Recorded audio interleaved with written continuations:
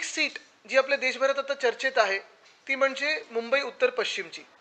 आमचे उमेदवार आणि खरं तर जिंकलेले खासदार अमोल कीर्तीकरजी इथे बसलेले आहेत. त्यांच्या सीटमध्ये 4 तारखेलाच रात्रीपर्यंत आपल्याला माहिती आहे पुढे मागे चाललं होतं. मग 1 मताने जिंकले, मग कधी वाटलं 600 मतांनी जिंकले. मग नक्की सीट आपल्या हातातून गेली कशी? काय गडबड झाली? काय गफलत झाली? आणि त्याच्यानंतर गेले 10 दिवस 5 जूनपासून चर्चा सुरू आहे. काल परवाकडे देखील पेपर्समध्ये असेल, बातम्यांमध्ये असेल, आपल्याच माध्यमातून वेगळे वेगळे त्याच्यात रिपोर्ट्स येत आहेत. मग आत फोन कोणी घेऊन गेलं होतं का? कोणाच्या फोनवर OTP आला होता का? कोणी काही तिथे गडबड करण्याचा प्रयत्न केला का? आपल्या सर्वांना माहिती आहे की हे सगळे विषय घेऊन कोर्टाची लढाई तर सुरू होणारच आहे, कारण ही सीट आम्ही जिंकलेलो आहोत, हक्काची आहे.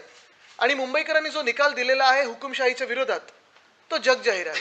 खरं म्हणजे निवडणूक प्रक्रिया संपताना निवडणूक अधिकाऱ्यांनी विचारायचं असतं की मी निवडणुकीचे निकाल जाहीर करणार आहे, याच्या अगोदर कोणाचं काही ऑब्जेक्शन असेल तर सांगा.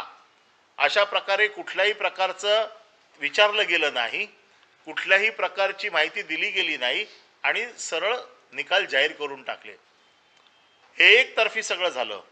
हे करत असताना आम्ही रिटर्निंग ऑफिसरचा गोंधळ सगळा बघत होतो. त्यांना वारंवार कोणाचे फोन येत होते याचा साधारण आमच्या बसलेल्या लोकांना अंदाज येत होता. त्यांची धावपळ बघत होते.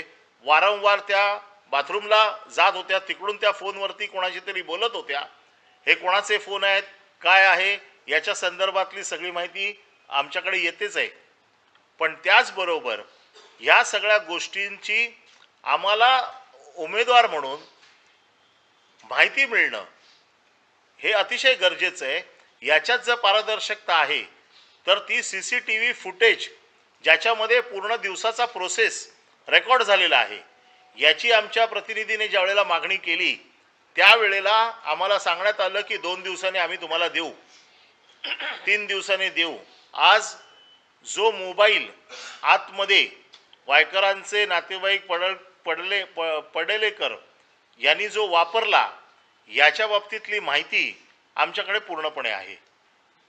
त्याच्यावरनं कोणाला फोन गेले, कोणाचे फोन त्याच्यावरनं आले, याची देखील माहिती आम्हाला मिळालेली आहे.